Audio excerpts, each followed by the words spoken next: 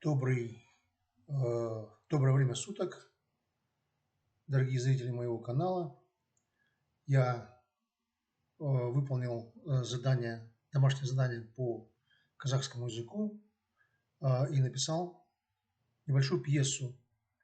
Суть задания заключается в том, что у меня набор слов порядка 10, из которых мне нужно составить сочинение.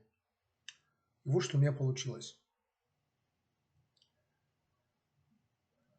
Екі сахнадан құралған пьесасы «Сұмдық оқиға». Далада 1991 жылы. Ер адам қорқынышты видеофильмдерін көргенді жақсы көреді. Бірінші сахна. Абыржып кеткен адам көшенің бұрышында тұр. Не істедім деп өзіне сұрақ қойып, басын қасыды. Ол әмиянына қарап, толық жалақасының жоғалғанды түсінді. Ер адам бұрышта шарик-малик деген ойында алаяқтыққа алданып қалған екен. Ол ойге жабырқап барады.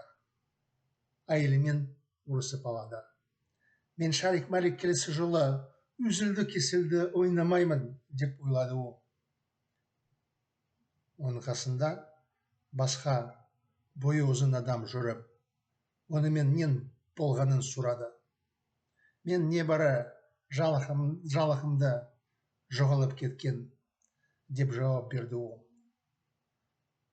Бойлы адам оны құптап құшақтады. Бауырым, мен саған балай айтқым келеді. Менімен барсан, ақшасын қайтарып табасын деді. Жақсы онда. Маған ақша үшін не істеу керек? Сен маған жаныңды сатасың.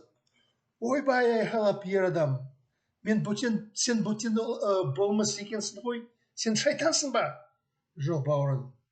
Бірақ сен дұрыс айтасың. Мен бөтен планетадан адам жаратылысын зерттеу мақсатымен жерге келдім. Жерді жаулап алып, осы планетада тұрақтаймыз. Бөтен деген Шварценеггермен фильмді көрдің бе? Біз сол сияқты бөтен болмыспыз.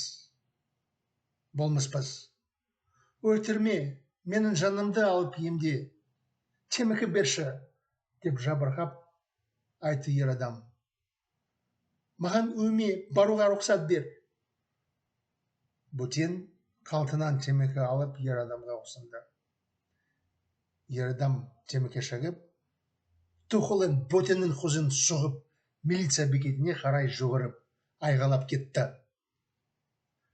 Екінші сахна. Төсекте жатқан әйел.